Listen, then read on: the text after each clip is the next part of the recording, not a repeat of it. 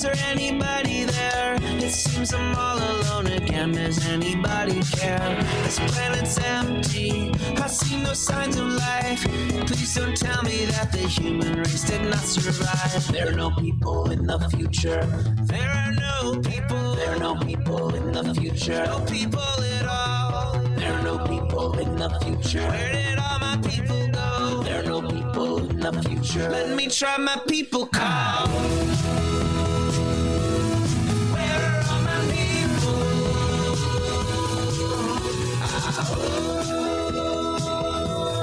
Where are all my people? I guess I'll fly away now. Hey, everybody, welcome. We are officially in April. We're managed to clear the April Fool's hurdle, and here we are. It is Monday, April 3rd, 2023. Welcome to Raging Chicken's Out to Coop Live. This is Kevin Mahoney, creator and founder of Raging Chicken. Excuse me. On Out to Coop Live, we talk to progressives, activists, and troublemakers of all sorts, right from our own backyards from across the country. And you can also join us at the end of the week for our Friday Politics Roundup, where we break down the good, the bad, and the ugly in state and national politics. You can get all our shows by subscribing to our podcast at Podbean, iTunes, Spotify, or wherever you get your podcasts. And you can help support this show by becoming a patron for as little as $5 a month. $5 a month. It's freaking awesome. Come on, you can jump in. You can also help out the show by heading over. That's actually, you want to help out $5 a month, head on over patreon.com/rcpress. But you can help with the show right now by heading over to our YouTube channel if you're not there already. Smash that subscribe button, like the stream for this show, and hit that notification bell so you know every time that we go live. And for more PA Progressive Talk, tune in to the Rick Smith Show's live stream at 9 p.m. Eastern, wherever you get your streams, YouTube, Twitter, Facebook, wherever you're going to go. And make sure you subscribe to his podcast, wherever you get your podcasts. Go to ricksmithshow.com for the latest across all his platforms. And if you haven't already, you got to check out the Sisters of the Night Caucus podcast. The amazing PA women stirring the political culture behind this podcast rock the house. And they know where the bodies are buried.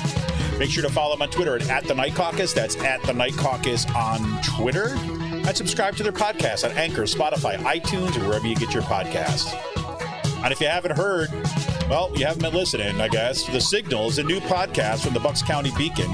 The Signal is hosted by the Beacon's editor-in-chief, Cyril Michaleko, and produced by yours truly. Twice a month, The Signal will shine a light on the right-wing extremist currents streaming through Bucks County and beyond.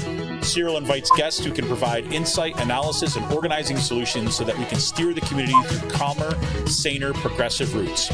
Check out the podcast at buckscountybeacon.podbean.com or wherever you get your podcasts. Coming to Apple Podcasts real soon. We're working out the last kinks on that one. Everywhere else you get your podcasts, you're going to find The Signal. Do check it out.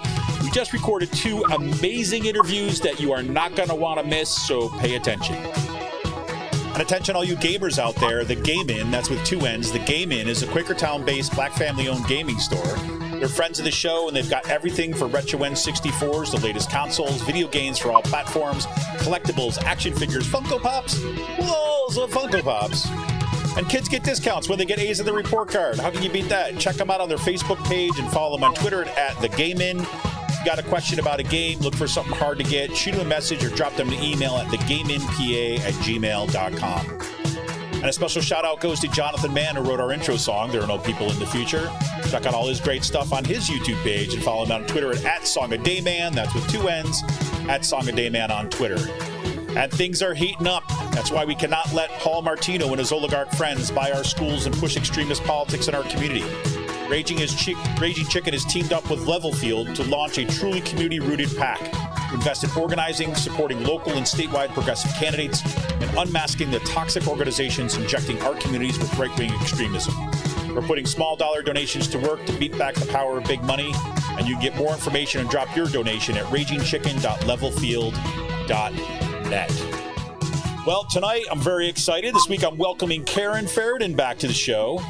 Karen is the founder of Berks Gas Truth and co-founder of the Better Path Coalition.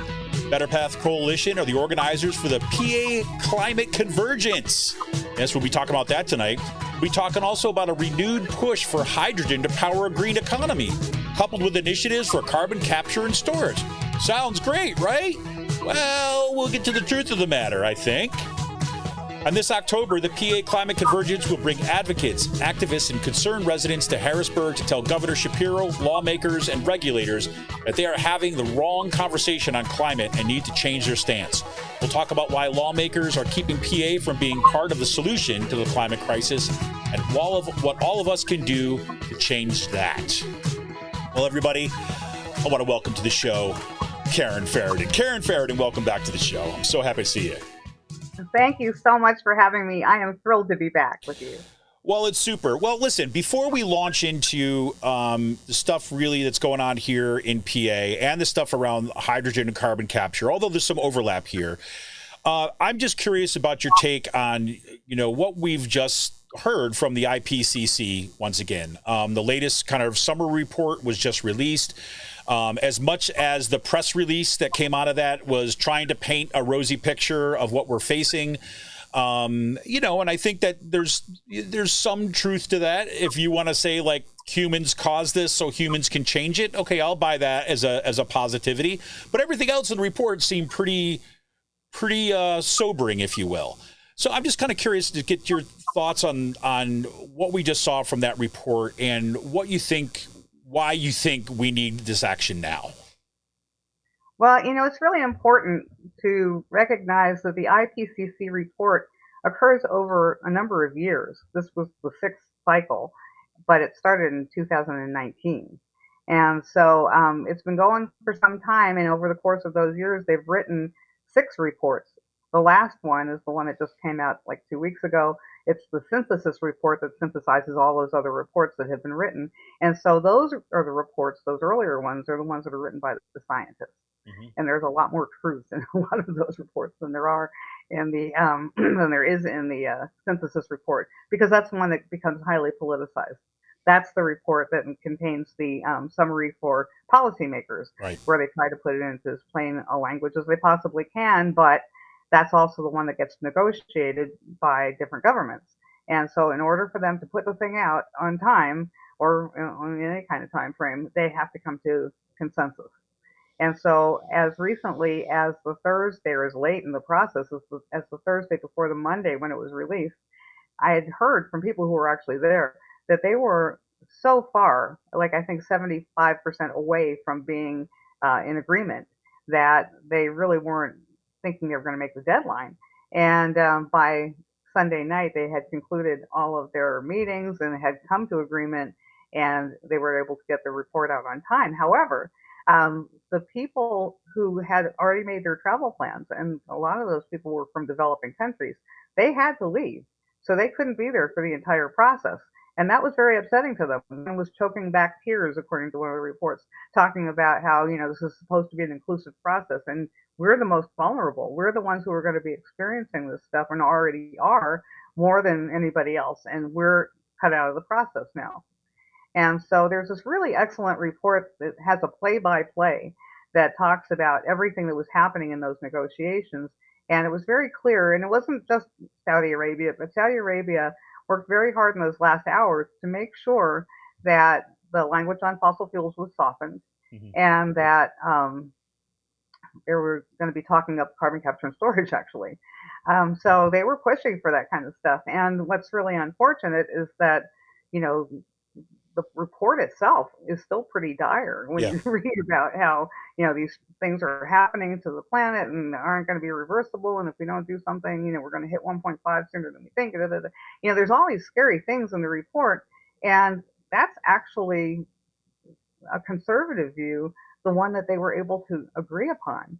And so they like to talk about, like you were saying, some of it's positive, how we've made some improvements, and we have. I mean, the world is moving slowly in the right direction, but the news is terrible. And anything that you saw that sounded terrible out of that report, do it like times a million, because they really soft pedaled a lot of the worst news in that thing. And so we are really, truly out of time. Yeah, I think, it's interesting. I was thinking about that report a lot, and if I were to take the best case scenario, like if I were to, say that all those players that were putting together the report, like were in it to really try to put together something was good. And again, that's a fictional world. I understand that. Right. But even if they were, I mean, I can appreciate how difficult it would be to balance the absolute catastrophe that we're facing with trying to like not get people so cynical that they're going to believe that there's nothing that we can do. I mean, and again, the fossil fuel industry has put us in this situation where to butt up against the point where people were just going to throw up their hands and say there's nothing that we can do. And so, I mean, I get that balancing act, right? I mean, I can understand that, but nonetheless, you know, really, it was one of those reports where you scratch the surface, and right below the surface are pretty dire warnings. And I kept on thinking about this sign I had put up on my office door, right after, I don't know if it was 2018 or 2019, where the report came out and said, look, we've got 12 years. We've got 12 years to turn the ship. And I put up this thing that says, we have 12 years left. And I put that up on my office door and have been scratching off the years ever since. And it was like 5 years ago or so. So, I mean, I don't know what to say to that, right? Other than, you know, that's kind of where I sit and where I was left with that report. Yeah, I mean, the good news, even from people who, you know, are reputable figures in this world of, you know, climate science and, you know, and people who are authorities on it who have studied it closely, still believe that we have time to avoid the worst impacts of climate change. That, you know, but what it would take would be something that requires the kind of courage we don't see in our government. And in fact, we see quite the opposite. You know, we see what Biden just did by approving the Willow Project. Right. You know, I mean, we're moving in the wrong direction in a way that we really don't have to. We need every second of that time that we have left. So it's possible to do it. It's still within the realm of possibility we can avoid the worst impacts. But boy, are we not making the right steps or taking the right steps that we need to do that, to take advantage of all that time. And so we actually last summer, talking about the Pennsylvania Climate Convergence, the last thing we did there on the Monday of our, you know, third day of our actions, we installed a climate countdown clock in the Capitol, and it's still there. And we sign up to have it back there every month so that it never leaves. Right. So that every time they're going down to the cafeteria, you know, the little restaurant there on the East Wing, to have lunch with their lobbyist friends, they have to see that clock, and they have to see that the seconds are ticking down. And so we intend to leave it there. It's the second biggest clock, the climate countdown clock of its kind in the Americas, actually. The only one that's bigger is the one in Union Square, New York City. So we actually have the second biggest clock in the Americas in that capital where it needs to be. Well, you know, and Pennsylvania is a good place for it, right? I mean, the place where the first oil well was drilled, right? Place where the kind of Marcellus Shale boom kind of took place. They, you know, the context that gave birth to Berks Gas Truth, right? I mean, all this stuff. So it's a good place for it. But, you know, I guess the other piece of good news, right, is that, you know, hydrogen and carbon capture are going to save us all, right? So that we don't have to worry about it, right? Yeah. So let's. It's simple. We don't actually have to do anything differently, as it turns out. Yay. That's fantastic. All right. Well, it's good having you on tonight, Karen. Thanks so much. We'll see you later. No, but I mean, you know, I remember the time like when hydrogen was really being talked about as, you know, as a real possibility of what we need. Right. And I don't want to take hydrogen and just put hydrogen in kind of like an all or nothing camp here. Right. Because and just say, let's be clear about that. But walk us into, I mean, you've been drawing attention to this now about, you know, the problems with the approach with this hydrogen and carbon capture and storage. Can you first kind of talk a little about kind of what that issue is, and then we can get into some of the issues that are involved with it? Yes. So there have been a couple of bills passed in the past couple of years. One of them was the Infrastructure Investment and Jobs Act, and the other one was the Inflation Reduction Act. And both of those bills throw billions and billions of dollars at hydrogen. And Jennifer Granholm, who's now the chair, or the secretary rather, of the Department of Energy, she talks very enthusiastically about starting a hydrogen economy, and that's what we need to build. And that all sounds great, except that a lot of these things that we are throwing all this money at don't exist yet. And there are good reasons to believe that some of them will never be viable. And so let me explain what that means. So hydrogen is not something that you go and extract. It's produced. And so the way you produce hydrogen is from other kinds of energy sources, like fuels, like natural gas. And so they've actually color-coded hydrogen to explain its feedstock and the production process that's used. And so in the case of hydrogen, there are different colors like pink referring to nuclear. So if it's produced from nuclear energy, it's called pink. If it's produced from entirely renewable energy sources, it's called green hydrogen. But the kind that we're talking about here in Pennsylvania is called blue. Now, the one that is responsible for, providing 99, 95, 99%, depending on who's giving you the number, of the hydrogen that's out there today, that is characterized as gray. And so gray hydrogen is the one that comes from methane. So it means lots of fracking, lots of drilling. Right. The process that's used is called something like, it's called steam methane reforming. So that's the process that's used to take the methane and heat it up, separate it out, and get the hydrogen and so forth. But the problem is that, again, it requires a whole lot of methane to be produced in order to have the feedstock, and then it's still very dirty because there's a lot of carbon emissions from the process. So what they've done to make it a greener, healthier, planet-friendly process is to tack on carbon capture and storage, with the idea that the carbon capture and storage process is going to capture the carbon emissions.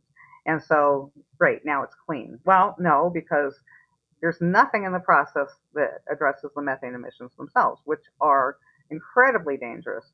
Methane, when it hits the atmosphere, is 86 times more powerful than carbon dioxide when it hits the atmosphere. It's that much better at insulating, the atmosphere, warming temperatures. Right. And so the fact that we have so little time left, this is not the time to be contributing methane to the problem. That's why we should be banning fracking. That's why we shouldn't be doing it at all. So now to use it as a feedstock and require even more of it to be produced makes no sense, because there's nothing at all in the process that mitigates those emissions, captures them, does anything with them. So the problem is, though, in the end, too, that you're not really capturing the carbon. So the carbon capture and storage piece of it doesn't work either. And so what's supposed to happen is that they're supposed to capture all this carbon. Now, the way that they do it is to fuel the process with methane. So now there's more methane involved. That's exactly. So now the carbon is supposed to be captured, is supposed to be put into these pipelines, a whole new generation of pipelines, very costly, very dangerous pipelines, sent to some place where it's going to be injected into the earth, sequestered, and it's supposed to stay there forever. Now, there's no proof of any of this. It's unproven. It's not worked where they have tried it. I think there are about 13 projects. If you look on the list of carbon capture projects around the country, all of them, except for two, involve something called enhanced oil recovery. So the idea, and they've been doing this for decades, they've been capturing carbon so that they can inject it into the earth to get more oil out. That's what these carbon capture and storage processes have been, not so much the accent on the storage, mostly about capture and using it for what they call EOR, enhanced oil recovery. So problem is that now that they say, well, no, we're just going to sequester it, we're not going to use it for that. There's only one business, and that's an ADM facility, one of those Archer Daniel Midlands. Yep. I think it's an ethanol plant in Decatur, Illinois. Yeah, they donate to PBS, right? So they're the good people, right? So they're good guys. Sorry, I couldn't help myself. No, so they say that they're sequestering everything at their facility, except they're not, because they're only managing to capture just a small part of what they actually admit, and that's what's being sequestered. If they're doing it at a phenomenally expensive cost, they're still way over budget trying to do this at all. And again, there's no guarantee that it's staying in the ground once it's sequestered. So it's generally been a failure. And so to build this entire hydrogen economy around blue hydrogen is a huge mistake. In Pennsylvania, unfortunately, that's exactly the kind that they're talking about producing here. So what the Department of Energy did is they set up these, what they're calling hydrogen hubs. So they have this money that they're dedicating to establishing these hydrogen hubs around the country. And what's happening this week, on this Friday, April 7th, is the deadline for applications to be submitted by different parties that want to create these hydrogen hubs where they are. And one of the requirements by the Department of Energy was that at least two of them have to be in places where there's a lot of natural gas. And so, and they have different requirements for different parts of the country. But basically, Where are they going to find more natural gas in just a couple of places in this country? Right. Texas, the Gulf being one of them, Pennsylvania and the Appalachian region being the other. And so surely we are going to get some kind of a blue hydrogen hub, which is the last thing that we need. But that's what looks like we're going to have. There are 3 projects that Pennsylvania is involved with at minimum. They're not disclosing what all the applications are, but if the applicants disclose themselves, then we hear about them. And so there's a big one that's being proposed in Pittsburgh area, but that would also pertain to the rest of Appalachia. They'd all be working together. And then there's another variant of that that's being centered in West Virginia. And conversely, then Pennsylvania would be part of their hub. And then there's another one that's in Philadelphia, and that would be Philadelphia, Southern Jersey, and Delaware. And so right in this region, we are already on the books for having at least 3 hubs that we might be a part of if, at least one of them is selected. So that means, again, we're off to the races with lots more, not just lots more fracking to get all of the methane that they would need, but also lots more infrastructure development. So now we're going to see lots more pipelines coming through, lots more, injection wells. And they're terribly dangerous things. Just lots and lots more infrastructure. And then there's the hydrogen infrastructure too, and the processing facilities. And we're just going to see lots of new stuff coming, in addition to the businesses that believe that they can take advantage of Right. this to produce whatever they want to do with the hydrogen. Well, and the politicians too, right? Because the politicians are looking at this from the jobs perspective, right? It's an easy sell, right? Especially because it tracks the well-worn path that we're familiar with, right? As these things have been. So when you say pipelines mean jobs, pipelines mean good union jobs. This is how the argument goes, right? And we all know that the history of that argument in Pennsylvania has been a complete bust. Right, because the jobs that are around for a short period of time, and they don't measure up to the long-term impacts and costs that are put on communities. Right, the loss of jobs, the loss of infrastructure, especially when the gas prices tank. So we've seen this happen again and again and again. And frankly, like as you were talking about what was happening with the carbon capture and the hydrogen, this sounds like a balance sheet solution to a real world problem, right? So in other words, if I can make an argument to those folks who are concerned that, we need to do something about the climate, right? Or my constituents at least are really concerned that we need to do something about the climate. I need to demonstrate to them that what we're going to do in this hydrogen economy is going to kind of be a kind of a net zero emitter. And if you could show that on a balance sheet, even if it's a lie, right, then, again, most people are not paying attention to the details of this, but all we get to see are the kind of the smoke and mirrors and the dog and pony show. But in the meantime, like you're just saying, we're kind of like, I don't know, like pouring fuel on the fire of the climate crisis. Exactly.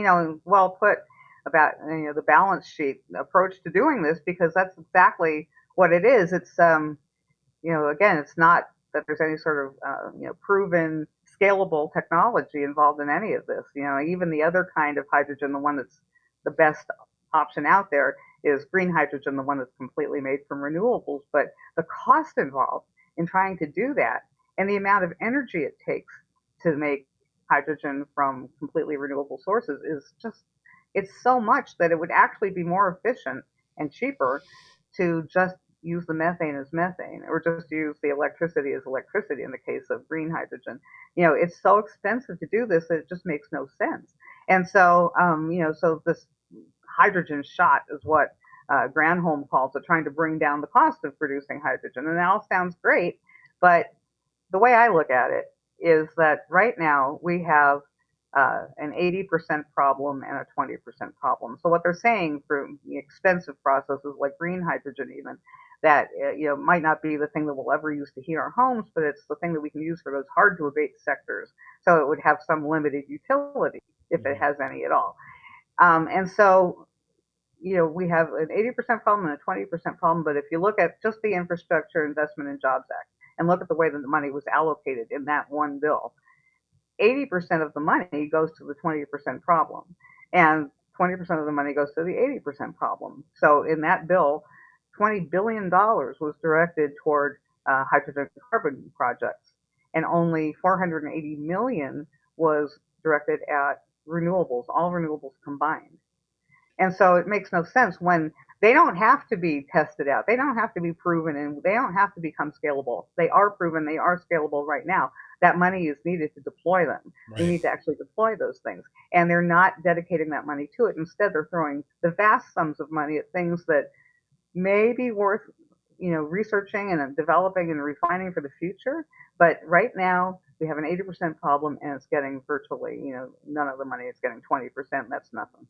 So tell me if I'm wrong about this. So this is kind of how I hear this, and this is trying to get my eye around this whole idea. Because to an everyday person, where you're talking about, say, green hydrogen, right? And to say that it's immensely costly and all this stuff. And then you can say, well, okay, maybe that's where we have to have really significant government subsidies of the renewable infrastructure in order to produce the hydrogen.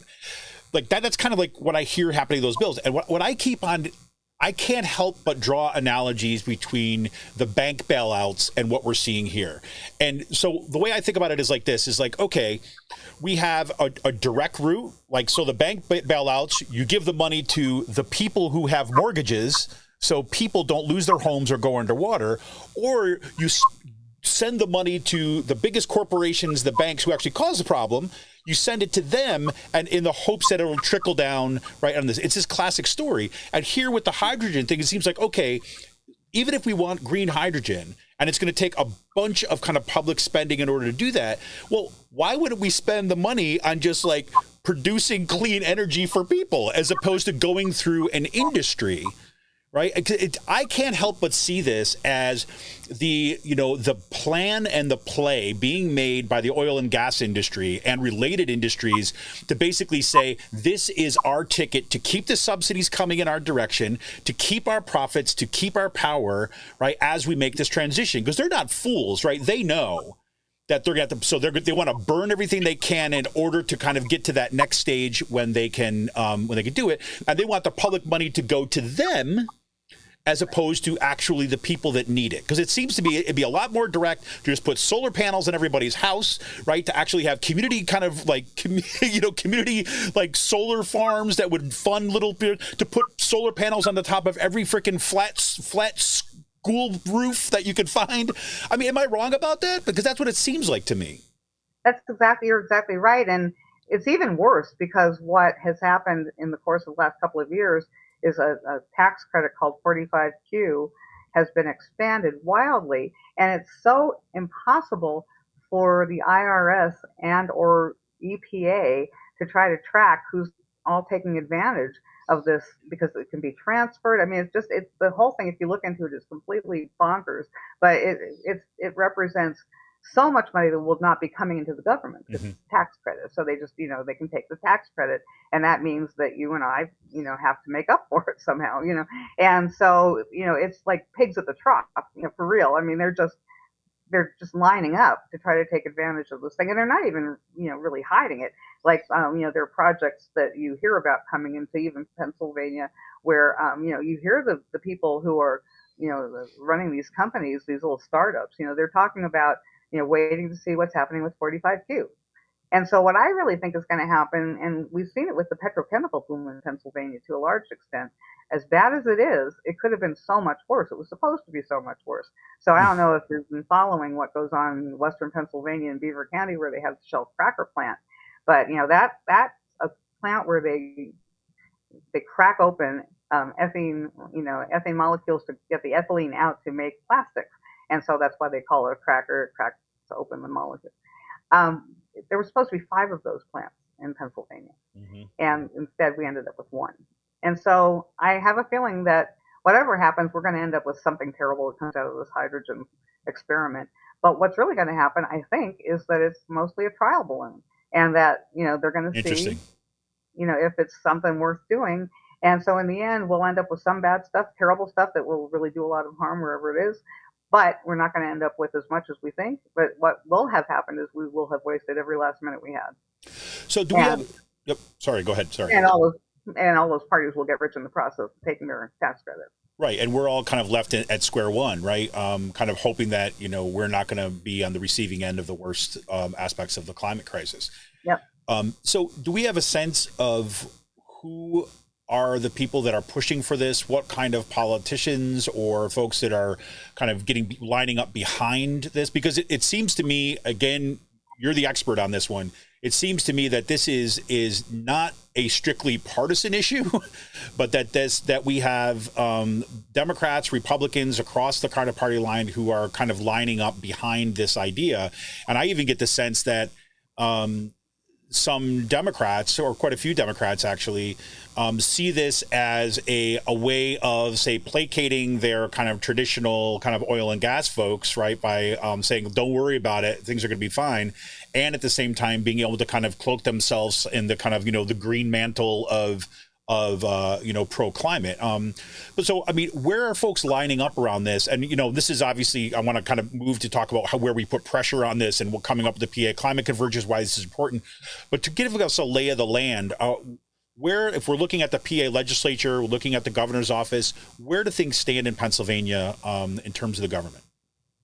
Yeah, I mean, that's been one of the very depressing things about this, because at the beginning, I mean, given what was going on with the federal government and those bills that were being passed, and the Manchin was the holdout, but that they were trying to get these things done, it's really been something that was more pushed by the Democrats than the Republicans. And in fact, at first, I would hear things out of the Republican Party where they were kind of opposed to it because they hadn't gotten their, marching orders yet, apparently, that, no, this is what we want, And so, they were reacting against things like pore space, which is like the eminent domain issue of carbon capture. Do you own those cavities underneath your home where they could store carbon, or do they own it? Can they take it from you? And Republicans generally hate anything about land being taken from people. They at least care about property rights, and so things like that were off-putting. And then all of a sudden everybody was for it, because then they got that, oh no, you're supposed to be for this. But but really it was Democrats who were more enthusiastic about it than anybody, and that was really scary, because not only do people tend to just listen to their politician of choice and just believe what they say, but there was so much greenwashing with this. It really was cast as something that really is the solution and is all green and all good. And look, we're putting solar panels on the campus where we're producing the hydrogen, so we're even greener, and you should love this, and we're going to compost all the poop at lunchtime. It's like, oh my God, it's like it was just sounding all too good to be true, and too many, people were just kind of taking it hook, line, and sinker. And so what we've done, we can talk about this, when we talk more about the convergence and stuff, but what we've started doing this year is monthly, briefings, and we've been inviting elected officials to attend them and staffers, and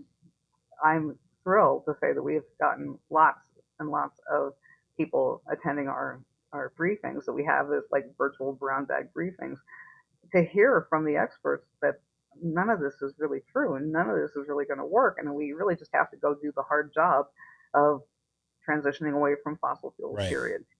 And so I don't know that it's going to end up making the difference, but that's exactly where we feel that we need to be at this point, is just trying to get the real story out there as much as we possibly can. Well, it does seem like this. I mean, I'm glad you just said that, because I was going to ask you about what you thought of what was the possibility of actually persuading particular lawmakers and things like this. Because it seems to me that there's, okay, maybe I don't want to sound too starry-eyed here, right? But it seems to me that there's some people that genuinely believe that this was a good thing, right? And I think about the folks who genuinely believe that natural gas was truly a transition fuel, right? Now, we know all the problems behind that, but I remember like the campaign of, the blue flame, right? And that it burns cleaner. And so our focus was on that point of ignition, not everything else, but it was like, what's the emission from that blue flame? And here, the image is the water dripping out of your tailpipe, right? I mean, the hydrogen is like, it produces only water, right? I mean, just water vapor or drips of water. And so I could imagine they're kind of just perfectly, people who would be behind it were kind of, sold from that, but that have the potential or would be potentially persuaded once they start to really dig into the science. I mean, are you finding that happening in those briefings and other lobbying efforts? I have to say that, yes. I mean, I haven't heard anybody specifically say, I've had awakening, right? Right. Yeah. You completely maybe rethink Sure. However, I have had legislators come up to me and thank me for having these things because they feel like they're getting the facts and they're writing and asking us to get the studies that are behind it, and so it feels like, there's a, like you said, some percentage of the population there that did kind of buy it hook, line, and sinker, wanted to, because I mean, I want to. It Yeah, sounds right. so appealing that we could do something as simple as use hydrogen and harness that power to, to fix so much of our, not maybe everything, but take care of a lot of things. No, unfortunately, it doesn't work that way, but I understand the appeal of it. And Yeah, so I think that, yeah, I think legitimately there were a lot of people like that. And then I think there were a lot more people who knew nothing about any of it. I mean, we've got a lot of new legislators in Harrisburg this year, and they don't know, necessarily anything about this if they haven't been tracking it. And to be honest, it's not that easy to know about, because right. if you are not reading national press, you're never going to hear about it in Pennsylvania. It's one of my huge frustrations with, the way the media works in the state these days, because of, I guess, the relatively few number of owners of media, and it takes Yep. independents like you to get the real story out there, and so it's just not getting covered. And so, so it's really easy to not know about it. And I think the vast majority of the population doesn't know about it. And if they know something, they heard something good from the politician of their choice, period. And so we have a lot of educating to do, because it's not just going to be us doing a few briefings that's going to, Right. Yeah. persuade anybody. It's going to take pressure from the public. They do not make this mistake again. This is exactly the same mistake we made with fracking. And we did no studies in the state before letting it come in. Nothing. I mean, it's just, here we go again. And I really feel like, I know a lot of us do who have been in this for a while. We feel like, we're catapulted back about 20 years to when all this was beginning. And they just kind of went into it blindly, and here we go again. Have we learned nothing from that experience? And apparently we have not learned anything. Well, it's like, it's like we learn about the specific thing, but don't recognize the narrative, it seems, right? Don't recognize the story that is being told again and again and again, the patterns of how this stuff happens. So that while people have learned about the specific thing called natural gas and fracking and its impacts, which took tons of work, people like you and activists and kind of, people fighting for this stuff and making sure that got heard, to like, okay, we got that. But then we see the brand new thing comes along, and we just seems like we forget the whole narrative again. And I think there's, a lot of us have been going through that kind of cycle, not just with climate, but with a lot of things, right? We're seeing that the media is certainly not learned. It's still going to follow the drama story more than it's going to follow, the hard truths that we need to do on climate. And frankly, it's a hard story to tell, right? I mean, because we're talking about, shifting the economy away from fossil fuel economy that will impact everybody, right? Mm-hmm. And the question is like, and the worst thing about it is the longer we wait, like the worse the impact is going to be on the most vulnerable people to begin with, right? I mean, which is why we need people coming out and kind of, yes, educating the legislators, but also making these moments where we're kind of like opening up a kind of like the media window to be able to try to get some attention on this. And this is what you did last year with the PA Climate Convergence, which killed me that I couldn't get my own act together to have you on before that one. But now we've got another PA Climate Convergence coming up this fall, which promises to be one of these kind of moments, right? So can you talk a little about what that is, like a little bit about how that was last year and where things are going and what the plans are and how you think that, we can actually have an impact here? And I appreciate being able to talk about it, because we're so excited that we came up with this kind of crazy idea last year, and it worked. So the idea was not simply to have this one-off event, but to have this one-off event that it was, unique in that it was a 3-day event, be the beginning of a campaign. And so the campaign continues right now, even though we're planning another event coming up, a 2-day event this time in October. We're not stopping in between. We're continuing to do actions every month, and those briefings are part of it. We're also doing what we call a people's filibuster, where we stand there in the Capitol and we read the IPCC report, because if they're not going to read it, we might as well read it to them. Yeah. And so we're doing all these different kinds of action all the time to just to be the drumbeat. And it takes a lot of drummers to be the drumbeat, But we feel like we need to be able to do it as best we can because we do want to change the conversation. So part of that happens in the Capitol, but part of it also happens in the city of Harrisburg, to have cultural events and other things like that. And so when we have the Pennsylvania Climate Convergence the first day, for the first one, and again this year was a festival and will be again.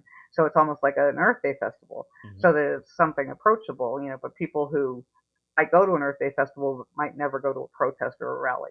Right. So we wanted, the public to be comfortable coming in. We wanted to talk about all of the issues.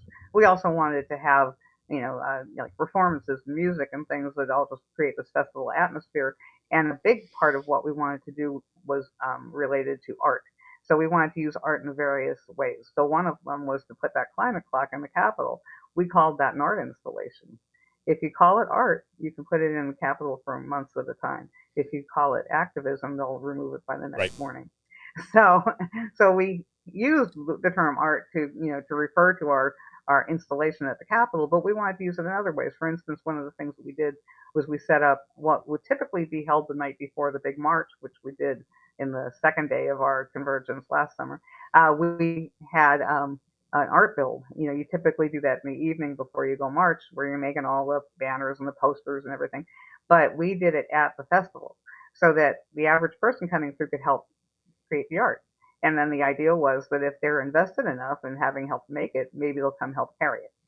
And so we did that. And we also wanted the art to be our footprint that we could leave behind. And also the thing that we can call upon, when we can't all be there, to have some kind of an art installation in town or something, just so that there's always some suggestion of climate. Everywhere you go, you're going to hear about climate. So that it gets into their heads that it's a thing. We need to be worried about this. And so just like last Friday night, we had a woman, Patty DeMarco from Pittsburgh, who I think she was the director at one point of the Rachel Carson Homestead, but she has since gone to Chatham University, where she also specializes in Rachel Carson. But she has written a book. And so we had a completely cultural event. We weren't sending any kind of message to Harrisburg, politicians, but we were having a cultural event about climate change and about Rachel Carson and about, environmentalism and just trying to always keep that subject in the ether. And so, we do this because what the industry has been doing to us for a very long time is sort of what they admittedly call psyops, where they do these things like in Western Pennsylvania. If you drive down the turnpike, you start to see these signs about how great carbon dioxide is and how much we love our carbon dioxide. And they're not there to persuade anybody. They're just there to be ubiquitous, to be the wallpaper of our lives, And so it's just how we think about ourselves. This is who we are. This is where we live. That's what we want to do in Harrisburg. And so that's how we started with the convergence. That's what we're continuing this year with all of our various actions. And we'll have again in October, the next one that will be like the big event. And we actually did get from an anonymous donor funding to have these for 5 years. So 5 That's more awesome. years. Yeah, so we're really excited that we can just keep it up and keep the conversation going there and just do more and more and more as we get more and more members to help us. But what we managed to do last time was have just a ton of fantastic panels where we expanded out from what we do as the Better Path Coalition, which is very focused on fossil fuel side of things, especially natural gas. What we wanted to do as the Pennsylvania Climate Convergence was also create a new network to build our movement, to show that, if you're fighting a warehouse, you're one of us. We're all fighting the same battles, and they're very similar battles when you start really looking at them closely. And so we wanted to show that climate is not just about fossil fuels, it's about everything. And it's about environmental justice in a huge way, obviously. And there are lots of organizations that, focus on that, but it's about warehouses, it's about immigration, it's about, just you name it, PFAS chemicals, just everything in the end is a climate story. And we need to tell it together with one voice to say, that's why we need to do something now. That's why we need to do a hell of a lot better now than we're doing. And, we're not just not moving in the right direction, we're moving in the wrong direction. Right. It's hugely important that we stop doing that. Yeah. I mean, I've said this 1,000 times on this podcast. I have 2 kids in middle school, and this was true. I cared about this stuff obviously before I ever had kids, but I think about that every day. I mean, the urgency is just there. Everything, every day that something doesn't happen, their lives are going to get worse in the long run. And that's not, pessimism. That's just fact and science, right? I mean, and again, the frustration is always, we know what to do. I mean, we know what to do. We have the tools to do it. It's just about, having the political will and the willingness to do this. And, I really like this idea of, about keeping climate in the discourse, because you're right. I mean, they've flooded the zone with, keep calm and carry on kind of thing, right? I mean, that's their, it's like, just keep, filling your tank with fuel and blah, blah, blah, keep on going. And, I thought about this, because obviously we talk also a lot about, the craziness happening in the school boards, right? All this stuff. And now we just saw in Kutztown, right? You had Alan Gratz's book being effectively banned from that, or they shut down the program because you have these kind of extremists, the anti-climate, the climate deniers who say, no, we don't want our kids learning about climate. And it got me thinking about it is I think the responses are generally, understandable. Like you said, what's going on here? And you want to talk about all the reasons why they shouldn't be banned and all this stuff. That's really good. But I, also start thinking what would it look like to start going to school boards and things like this with proposals like, hey, we need to put solar panels on the roofs of all of our schools. Right. And we could feed that because our schools basically sit vacant for the entire summer. Like when the sun is its hottest, the sun is shining the most. This could actually be kind of generational, pay for itself in a very short period of time and generate that back to the community to basically make sure that the farmers that are right down the street have kind of basically free access to power because we need to produce our food locally. Right. And kind of getting at those issues that you were talking about is, climate is not just like the emissions going into the air. It's everything right now. It is. Yeah. And, and there's lots of good news in it, in that we are seeing, even in a state like Pennsylvania, we're seeing so many green jobs that are developing. And so, it's hard to have a leg to stand on if you're defending fossil fuels because it's not even the jobs creator that they've always tried to make it to be. It never has been. It's like the real way forward is so clear. And we're just not going in that direction because it doesn't suit the fossil fuel industry and our, lily-livered electeds who don't want to, go up against the guy who, finances their campaign. Right. It's terrible. And so, just to circle back to that ADM plant in Decatur, Illinois, the whole thing with all that carbon capture and all that nonsense with ethanol, blah, blah, blah, it employs 12 people. There you go. So why don't we do the thing that employs everyone? Why don't we get communities involved? And why don't we, what it would take to do the build that just in the first place is huge. And we could do so much. We could have everybody working and we could have everybody working at something that isn't a death sentence. Because that's the other thing that is completely insane about what we do. The people who work in these trucks and do this drilling, and they are exposed to every lousy thing in the world. I have a hearing problem, so I always have the most blaring sound on my phone. I apologize for that. I want that as a sound drop on my sound drop. I think that's awesome. I love it. But it's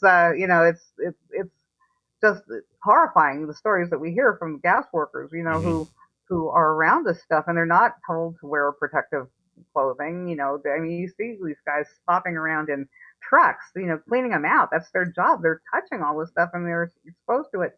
And there's no protection. So, why not create a whole generation of jobs that, aren't a death sentence? And so, there's this great guy, if you haven't read it,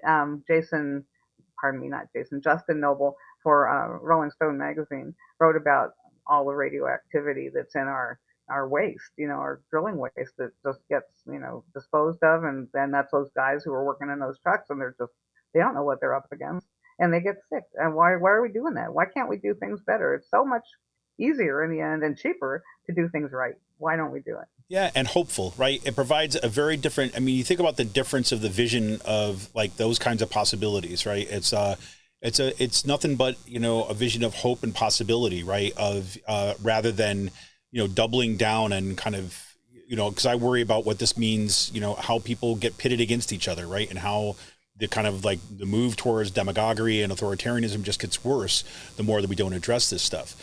But let me ask you this. So we've got the kind of to make sure that we're not leaving everybody on the kind of like in the doldrums on the end, which I have a tendency to do because I am the dark cloud in every room. But so one, you got the PA Climate Convergence coming up on October 1st and October 2nd, and there's going to have more information on that, and I hope we can get you on before then too as well. So we got when we're leading up to that, I want to make sure you get people out to that and so on. But, if you're to kind of think about where we're at right now, where we're at in terms of, say the climate movement, or even more broadly, kind of the consciousness and action towards this, compared to where we were, say 10 years ago, is there reason to be hopeful, not just in an optimistic, caring way, but are you seeing the kind of like movement kind of forming that's pointing in a direction to say, look, we got a shot here, but we've just really got to double down? Yeah, I mean, I wake up every day excited to do what I do. I don't think that we're going to, go. I think we'll be able to back away from the precipice. It's not going to be perfect. I mean, we've already changed the planet. So, the idea now is to do everything we can to change as little as we can and give the planet a chance to heal and provide a great future for future generations and not make them have to struggle the way we see people struggling already with extreme weather that's just going to get worse. So, we have the possibility of doing all of that. We have the possibility of building a great economy. I mean, I think the way to look at this is that we have this moment that we can seize and make everything better. And so, yes, it's not going to be perfect. Like I said, there are some of the climate impacts that we're not going to be able to reverse, at least anytime soon. Fine. I mean, it's terrible and it shouldn't happen. But we have this moment where we can stop it, where we can say, look at all the good things we can do. We can create a better world for ourselves than we had before. And that's what we need to do together. We just need everybody to, join organizations like ours and organize in your communities. Go to your school board, ask them to put solar panels on the roof. Find out what it takes. Get involved. It's so doable. We just need to do it. Yeah, it almost sounds like, I don't know, something that's worth fighting for. You know what I'm saying? Well, listen, Karen, I appreciate you coming on so much tonight, and I appreciate all the work that you've always done. I mean, you're always kind of have been on the ground working with lots of people who are just doing kind of crazy amounts of work to keep this kind of front and forward. Want to remind everybody that you want more information about this, go over and check out Berks Gas Truth. You can check them out at gastruth.org. That's gastruth.org. Check out the PA Climate Convergence, all the information about that. There's pictures and there's kind of right up to what happened kind of last year's one, looking forward there. You can find out information about that at www.pennsylvaniaclimateconvergence.org. That's pennsylvaniaclimateconvergence.org. And find out about the Better Path Coalition, who's helping bring this all together by going to www.betterpathcoalition.org. All those will, of course, be linked in tonight's show notes.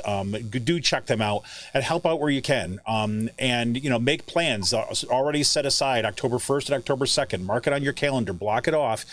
This is an opportunity for us to go there, not just kind of to go out and kind of rally and protest like we see in Harrisburg quite often, but to be part of something, to meet people and to actually get glimpses of that hope, of that future that's worth fighting for. So, Karen, I appreciate you so much, and thank you so much for coming on the show tonight. Oh, well, thank you so much, and I can't tell you how much I appreciate you and Raging Chicken. You've been such an ally for all these years. I appreciate it. You got it, Karen. Well, listen, and thank you all for tuning in tonight. And want to remind you, if you're listening to our podcast, make sure you hit us on that five-star review. Let everybody know about why you come out and you listen to this podcast. It helps other people find the show. If you're watching this on YouTube or you're checking it on YouTube, make sure you like this stream. Make sure you subscribe to this podcast or subscribe to our channel to make sure that you get notifications every time that we go live. Hit that little bell. And in the meantime, you can help us out by heading on over to, patreon.com/RCPress. You can go over, drop us a $5 donation. You can become a patron for $5 a month. That help keeps independent media going, that we're able to bring people like Karen on the show. We have it tonight. Karen, I wish you all the best. Have a great week ahead of you. And it's so great to hear that you get up every morning and look forward to the work that you got to do. That gives me hope too as well. Thank you. And all the best to you too. And I hope you survive Lytle Fall. Oh, God. We got a whole other conversation on that. We're happening at Kutztown. All right, everybody. Thanks for tuning out tonight. This is Kevin Mahoney, creator and founder of Raging Chicken. Remember, head on over to patreon.com/RCPress. Become a patron for as little as $5 a month. We'll be back here pretty soon. Can't wait to tell you who we got coming on. See ya.